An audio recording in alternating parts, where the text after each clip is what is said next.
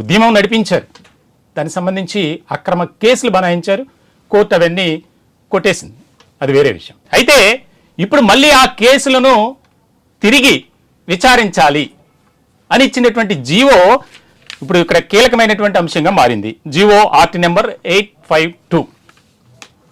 దీనికి సంబంధించినటువంటి ఒక కీలకమైనటువంటి చర్చ రాజకీయ వర్గాల్లో, అలాగే కాపు సామాజిక వర్గాల్లో. ఎందుకు ఈ విధంగా కూటమి ప్రభుత్వం వ్యవహరిస్తుంది, దీనివల్ల వారికి ప్రయోజనం ఏంటి?